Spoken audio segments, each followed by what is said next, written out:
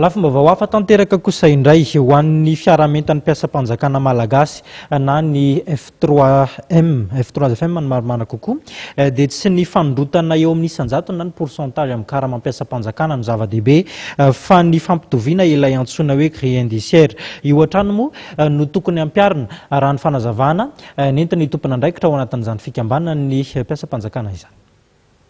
Ny zoma lasa teo nandritra ny lanonana izay nitanterana teny amin'ny lapam-panjakana teny Avoloha no naminambarany ny filoham-pirenena Rajaonarmampianina fa ampiakarina 7 faingo 10 isanjato ny karama ny mpiasa-panjakana.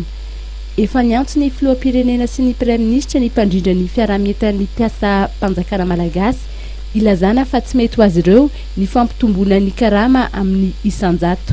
Efa niteny zay fa tsy mety ho atao isanjato. Efa misy dossier nomenan'ny praiministra, nomenan'ny filoham-pirenena azona mijery an'izany hoe fomba fanakaramana eto Madagasikara. Amin'izao fotoana izao zany dia pourcentage nomena. Tsy ekena izany.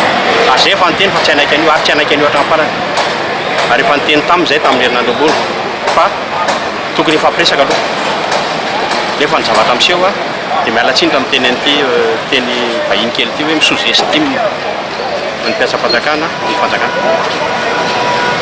Zavatra mampalahelo fotsiny dia ity hoe hoandry zareo mpanao politika ainy ny mpandamina.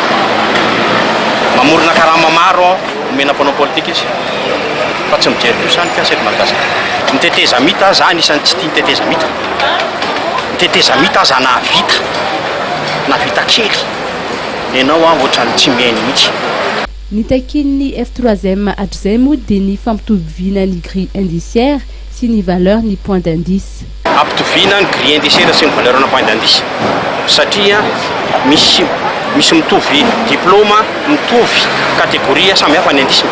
7% ve nomenao nefa ndrapitso ny anompo 60 000 65 000 ohatra. Manome fepitona ny fitondram-panjakana ny F3M ary nanamafy ny mpandrindra ny F3M izay fa tsy ho vitan'izy ireo rery ny tolona fa ilaina ny firaisankina ny tsirairay avy.